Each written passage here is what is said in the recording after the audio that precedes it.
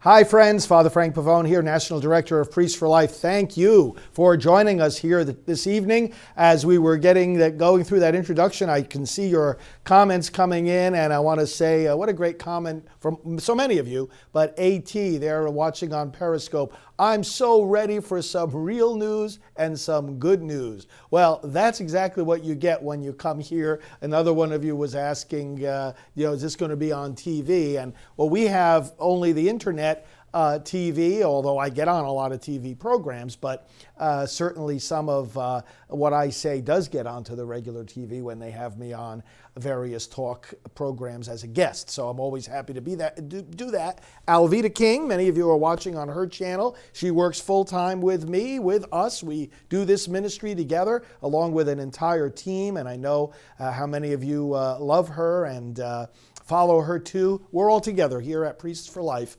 and wow, it really is a great joy. She's been working with us for 15 years now.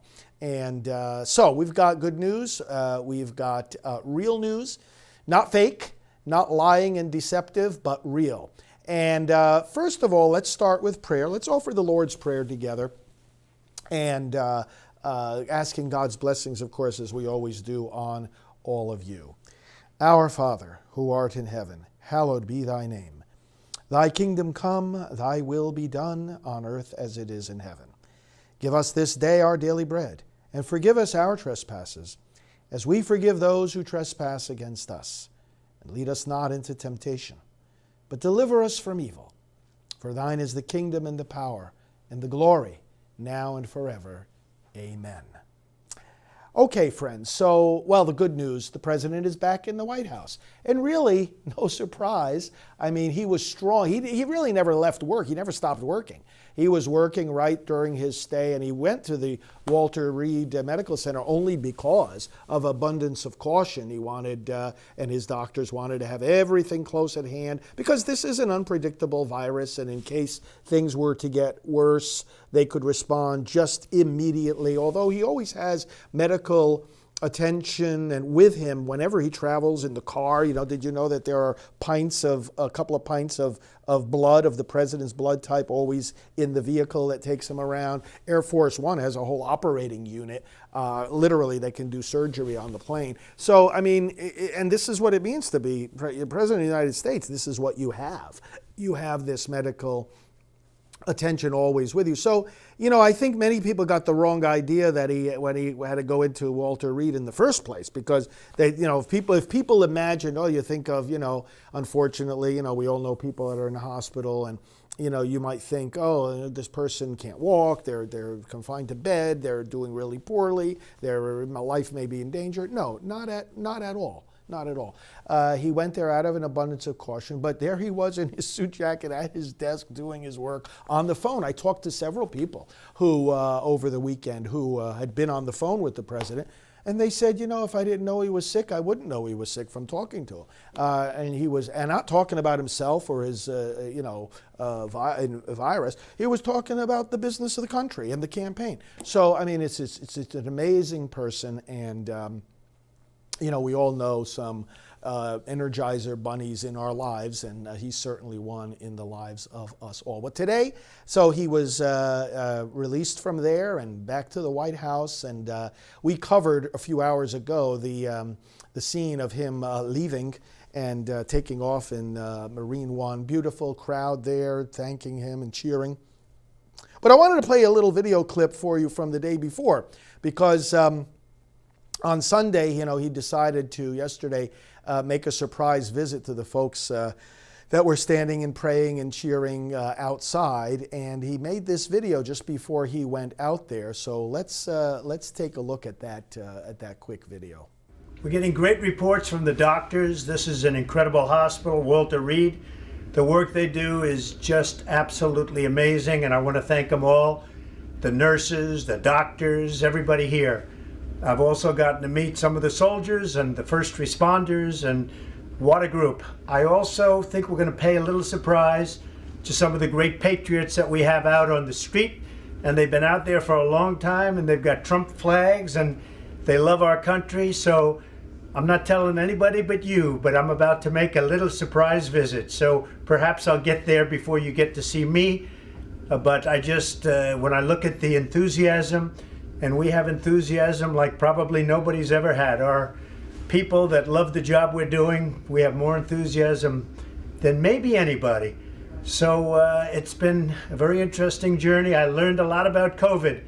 I learned it by really going to school. This is the real school. This isn't the let's read the book school. And I get it, and I understand it, and it's a very interesting thing, and I'm going to be letting you know about it. In the meantime, we love the USA, and we love what's happening. Thank you. We love the USA. You can't lead a country if you don't love that country.